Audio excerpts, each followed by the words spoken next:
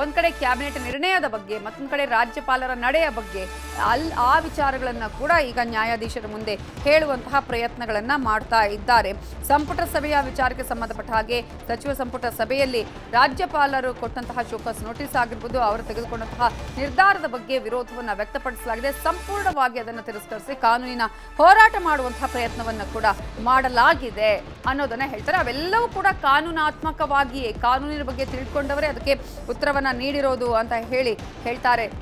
ಜೊತೆಗೆ ಪ್ರಕರಣದ 4ನೇ ಹಾಗೂ 5ನೇ ಪ್ರತಿವಾದಿಗಳಿಗೆ ಇಲ್ಲಿ ಯಾವುದೇ ರೀತಿಯಾದಂತಹ ಶೋಕಾಸ್ ನೋಟಿಸ್ ಕೊಟ್ಟಿಲ್ಲ. ಇಲ್ಲಿ ಗವರ್ನರ್ ಪ್ರಾಸಿಕ್ಯೂಷನ್ಗೆ ಕೊಡುವಂತಹ ಸಂದರ್ಭದಲ್ಲಿ ಯಾವುದೇ ನಿಖರ ಕಾರಣ ಕೊಟ್ಟಿಲ್ಲ.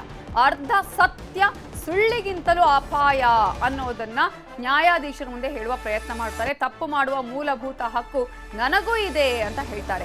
ಆದರೆ ಯಾವ ಕಾರಣಕ್ಕಾಗಿ ಪ್ರಾಸಿಕ್ಯೂಷನ್ಗೆ ಇಲ್ಲಿ ಕೊಟ್ಟಿದ್ದಾರೆ ಅನ್ನೋದ್ರ ಬಗ್ಗೆ ಗವರ್ನರ್ ಯಾವುದೇ ಕಾರಣವನ್ನ ಉಲ್ಲೇಖ ಮಾಡಿಲ್ಲ ಅನ್ನೋದನ್ನ ಕೂಡ ಅಭಿಷೇಕ್ ಸಿಂಘ್ವಿ ಅವರು ಹೇಳ್ತಿರುವಂಥದ್ದು. ಅನೇಕ ಕೇಸ್ಗಳ ಬಗ್ಗೆ ಕೂಡ ಉಲ್ಲೇಖ ಮಾಡ್ತಾರೆ ಅಭಿಷೇಕ್ ಸಿಂಘ್ವಿ ಅವರು. ಬೇರೆ ಬೇರೆ ಕೇಸ್ಗಳಲ್ಲಿ ಏನು ಆಯ್ತು ಅನ್ನೋದು, ಆದೇಶಗಳು ಏನೇನು ಬಂದಿದೆ ಅನ್ನೋದ್ರ ಬಗ್ಗೆ ಕೂಡ ಉಲ್ಲೇಖವನ್ನ ಮಾಡ್ತಾರೆ. ಅರುಣಾ ಪ್ರದೇಶದಲ್ಲಿ ಸ್ಪೀಕರ್ ಕೊಟ್ಟ ಆದೇಶವನ್ನ ಕೂಡ ಉಲ್ಲೇಖ ಮಾಡ್ತಾರೆ ಸಿಂಘ್ವಿ ಅವರು. ಸಿಎಂಗೆ ಕೊಟ್ಟಿರುವಂತಹ ಶೋಕಾಸ್ ನೋಟಿಸ್ನಲ್ಲಿ ಸ್ನೇಹಮಯಿ ಕೃಷ್ಣ ಹಾಗೆಯೇ ಪ್ರದೀಪ್ ಕುಮಾರ್ ಕೊಟ್ಟಿರುವ ದೂರನ್ನ ರಾಜ್ಯಪಾಲರು ಉಲ್ಲೇಖ ಮಾಡಿಲ್ಲ ಅಲ್ಲಿ ಅನ್ನೋದನ್ನ ಕೂಡ ಹೇಳ್ತಾರೆ. ಕ್ಯಾಬಿನೆಟ್ ಸಲಹೆ ತಿರಸ್ಕರಿಸಿ ರಾಜ್ಯಪಾಲರು ಆದೇಶವನ್ನ ನೀಡುವಂತಿಲ್ಲ. ಇಲ್ಲಿ ಪ್ರಾಸಿಕ್ಯೂಷನ್ಗೆ ಈಗ ಆದೇಶ ಕೊಟ್ಟಿದ್ದಾರಲ್ಲ, ಅದಕ್ಕಿಂತ ಮುಂಚೆನೆ ಸಚಿವ ಸಂಪುಟ ಸಭೆಯಲ್ಲಿ ಚರ್ಚೆಯನ್ನ ಮಾಡಿ ಒಮ್ಮತದ ನಿರ್ಧಾರವನ್ನ ಕೈಗೊಳ್ಳಲಾಗಿತ್ತು. ಚುನಾಯಿತ ಸರ್ಕಾರ ಇಲ್ಲಿ ಚುನಾಯಿತ ಸರ್ಕಾರ ಇದ್ದಂತಹ ಸಂದರ್ಭದಲ್ಲಿ ಒಂದು ಕ್ಯಾಬಿನೆಟ್ ಅಲ್ಲಿ ಒಂದು ನಿರ್ಧಾರ ಆಗುತ್ತೆ ಅಂತ ಹೇಳಿದ್ರೆ ತನ್ನದೇ ಆದಂತಹ ವ್ಯಾಲ್ಯೂ ಇರುತ್ತೆ. ಆದ್ರೆ ಆ ಒಂದು ನಿರ್ಧಾರದ ಬಗ್ಗೆ ಕೂಡ ಯಾವುದೇ ರೀತಿಯಾದಂತಹ ವ್ಯಾಲ್ಯೂ ಕೊಡದೆ ಅಲ್ಲಿ ಶೋಕಾಸ್ ನೋಟಿಸ್ ಕೊಡಲಾಗುತ್ತೆ, ಜೊತೆಗೆ ಪ್ರಾಸಿಕ್ಯೂಷನ್ಗೆ ಅನುಮತಿಯನ್ನ ನೀಡಲಾಗುತ್ತೆ ಅನ್ನೋದನ್ನ ಕೂಡ ಹೇಳ್ತಾರೆ. ಕ್ಯಾಬಿನೆಟ್ ಸಲಹೆಯನ್ನ ತಿರಸ್ಕರಿಸಿ ರಾಜ್ಯಪಾಲರು ಯಾವುದೇ ರೀತಿಯಾದಂತಹ ಆದೇಶ ನೀಡುವಂತಿಲ್ಲ ಅನ್ನೋದನ್ನ ಕೂಡ ಮೆನ್ಷನ್ ಮಾಡ್ತಾರೆ. ಪ್ರಮುಖವಾಗಿ ಟಿಜೆ ಅಬ್ರಹಾಂ ದೂರಿಗೆ ಸಂಬಂಧಪಟ್ಟಂತೆ ಮಾತ್ರ ಇಲ್ಲಿ ಶೋಕಾಸ್ ನೋಟಿಸ್ ಅನ್ನು ನೀಡಲಾಗಿದೆ.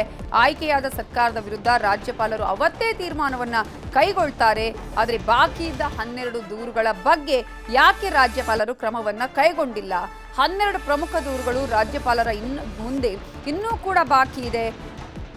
ಪ್ರಮುಖವಾಗಿ ರಾಜ್ಯಪಾಲರು ಈ ಒಂದು ಪ್ರಕರಣವನ್ನ ಆಯ್ಕೆ ಮಾಡಿದ್ದಾರೆ ಅನ್ನೋದನ್ನ ಕೂಡ ನ್ಯಾಯಾಲಯದಲ್ಲಿ ಇದನ್ನ ಗಮನ ಸೆಳೆಯುವಂತಹ ಪ್ರಯತ್ನವನ್ನ ಮಾಡಿದ್ದಾರೆ. ಇನ್ನು ಸಂಪುಟದ ಸಲಹೆ ನನಗೆ ಅನ್ವಯಿಸದು ಅಂತ ರಾಜ್ಯಪಾಲರು ಹೇಳಿದ್ದಾರೆ. ನಾನು ಅಭಿಯೋಜನಾ ಮಂಜೂರಾತಿ ನೀಡಿದ್ದೇನೆ. ಸಂಪುಟ ಸಭೆಯು ವಕೀಲರ ಸಲಹೆ ಪಡೆದಿದೆ. ವಕೀಲರ ಸಲಹೆ ಪಡೆಯೋದು ತಪ್ಪೇ ಅನ್ನುವಂತಹ ಪ್ರಶ್ನೆಯನ್ನ ಕೂಡ ಈಗಾಗಲೇ ಕೇಳಿದ್ದಾರೆ ಅಭಿಷೇಕ್ ಮನು ಸಿಂಘ್ವಿ ಅವರು. ಒಟ್ಟಾರೆಯಾಗಿ ಈಗಾಗಲೇ ಸಾಕಷ್ಟು ರೀತಿಯಾದಂತಹ ವಾದ ಪ್ರತಿವಾದಗಳು ಅಲ್ಲಿ ನಡೀತಾ ಇರುವಂಥದ್ದು.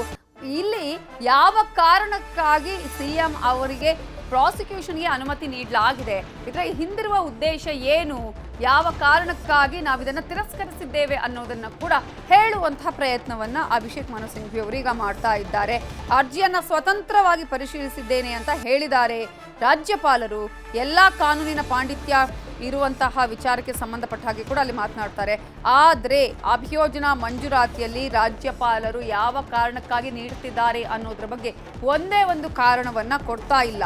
ಕ್ಯಾಬಿನೆಟ್ ಕೊಟ್ಟಿರುವ ಸಲಹೆ ತುಂಬಾ ಕಾನೂನಾತ್ಮಕವಾಗಿದೆ, ಎಲ್ಲಾ ಕಾನೂನಿನ ಪಾಂಡಿತ್ಯ ಇರುವಂತಹ ಅವರೇ ಉತ್ತರ ಕೊಟ್ಟಿರೋದು ಅಂತ ಹೇಳಿ ಸಿಂಘ್ವಿ ವಾದಕ್ಕೆ ಆಗ ತುಷಾರ್ ಮೆಹ್ತಾ ಅವರು ವ್ಯಂಗ್ಯವನ್ನ ಮಾಡ್ತಾರೆ.